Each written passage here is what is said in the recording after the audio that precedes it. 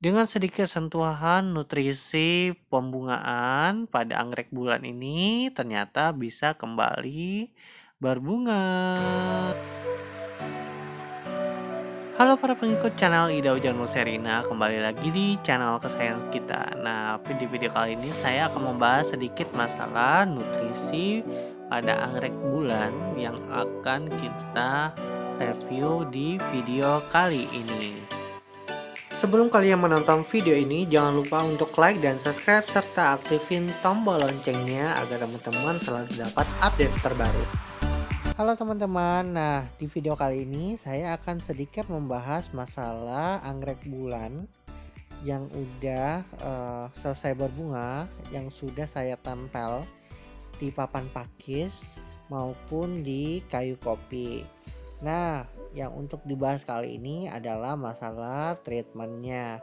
Jadi jenis anggrek bulan ini hybrid juga, hybrid Taiwan juga sebagian. Nah, namun ini kondisinya udah mulai muncul calon bunga kembali. Nah, di sini saya akan bahas sampai dengan nutrisi apa aja yang saya gunakan atau pakai pada video kali ini. Nah, tahu kan teman-teman bahwasannya teman-teman sering sekali mengalami kegagalan dalam merawat anggrek bulan. Nah, sehingga saya bikinlah video ini supaya teman-teman juga bisa mencobanya di rumah.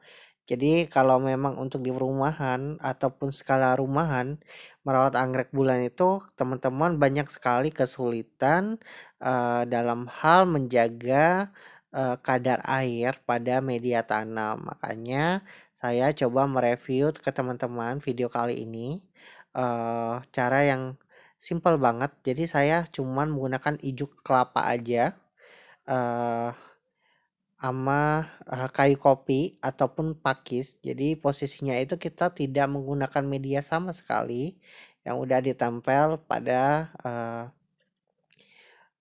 kayu kopi ini. Nah, jadi akar nanti dia apabila udah bagus, akar itu otomatis bakal tumbuh dan menempel pada permukaan media tanam kopi.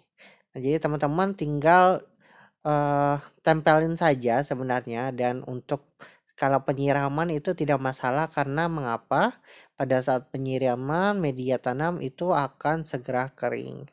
Nah, cuman di si video kali ini teman-teman akan melihat hampir semua anggrek bulan yang sudah saya tempel itu udah mengeluarkan calon bunga semua, baik itu dari bekas tangkai bunga lama maupun dia tunas-tunas baru. Nah, di sini saya akan bahas ke teman-teman resep apa aja yang bisa saya share ke teman-teman, tentunya pecinta atau pengikut channel Ida Ujang Nurseri. Musuh terbesar para pemula untuk pemeliharaan anggrek bulan ini sebenarnya cuma satu sih, busuk akibat dari serangan virus ataupun jamur. Hal itu yang bikin kita malas banget untuk mengeksplor kembali bagaimana solusi yang tepat dalam penanaman anggrek bulan. Makanya saya mulai membuat beberapa video itu untuk opsi kalian mencoba di rumah dengan memanfaatkan bekas kayu kopi yang langsung aja ditempelkan di media tanam, karena dia sangat mudah banget dia beradaptasi dan pertumbuhan akar juga lebih efisien dan lebih cepat. Nah, kenapa di video kali ini saya banyak memunculkan gambar-gambar khusus anggrek bulan tepatnya karena banyak sekali request untuk membahas masalah anggrek bulan ini yang teman-teman sering sekali mengalami apalagi dalam proses pembungaan. Nah, alasan saya memilih kayu kopi sebagai media tanam karena dia uh, satu sisi dia juga sangat mudah banget beradaptasi ke akar anggrek. Lalu dia juga sedikit keras namun tetap ringan. Lalu saya cuma memaduin ijuk sebagai media penghantar untuk mengikat atau menghubungkan antara anggrek bulan terhadap kayu kopi itu sendiri. Nah, yang kedua adalah kenapa saya memilih media yang seperti ini agar menghindari rentannya pertumbuhan jamur pada anggrek bulan, karena musuh terbesar dari para pemula itu adalah jamur yang sering uh, menyebabkan busuk akar ataupun di daun. Jadi makanya untuk mempermudah perawatan ke depannya. Nah, lalu alasan ketiga saya memilih media tanam seperti ini adalah agar memudahkannya penyerapan nutrisi pada anggrek itu sendiri. Nah, jadi apalagi tipe dari nutrisi yang kita gunakan adalah berupa liquid sehingga sangat mudah diserap oleh tanaman itu sendiri. Nah, jadi teman-teman, ini merupakan review hasil dari penggunaan nutrisi yang biasa kita gunakan. Nah, jadi teman-teman, apabila posisi anggrek bulannya sudah seperti ini, sudah tertempel di kayu kopi, lalu menggunakan ijuk juga sebagai media pembantu juga dalam proses pertumbuhan. Jadi teman-teman gak was-was lagi kalau misalkan lagi musim hujan ataupun musim panas, medianya akan cepat kering, sehingga teman-teman bisa bebas dalam melakukan penyiraman tanpa khawatir lagi bagian akar maupun daun itu mudah sekali kena busuk jamur yang biasa menyebabkan tingginya kematian pada anggrek bulan. Itu emang dari pertumbuhan jamur biasanya yang menyebabkan pembusukan baik itu di akar maupun di daun anggrek bulan. Nah, memang sih teman-teman, kalau misalkan dalam melakukan pemindahan anggrek bulan ini, apalagi dia udah pernah berbunga, dia gampang banget lagi untuk melakukan pembungaan, apalagi dengan sistem akar yang seperti ini. Pada saat kita melakukan pemberian nutrisi bakal lebih mudah terserap, sehingga proses dari fotosintesis maupun proses pembungaan itu sangat terbantu sekali dengan pemberian nutrisi yang berupa liquid ataupun cairan secara langsung. Nah, jadi saya akan mereview beberapa nutrisi yang sering saya gunakan dalam perawatan anggrek bulan. Nah, ini aja merupakan 3 komponen utama nutrisi yang kita pakai. Jadi ada neokristalion, lalu ada vitamin B1 Thailand, dan gaviota 67 khusus pembungaan. Nah, ini adalah komponen utama kita dalam melakukan perawatan sehari-hari. Nah, teman-teman bisa lihat hampir semua anggrek bulan yang sudah saya tempel itu sudah mengeluarkan calon tunas bunga semua.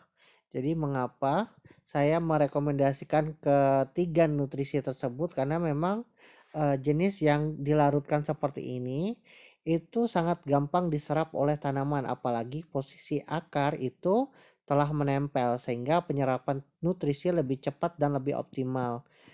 Karena juga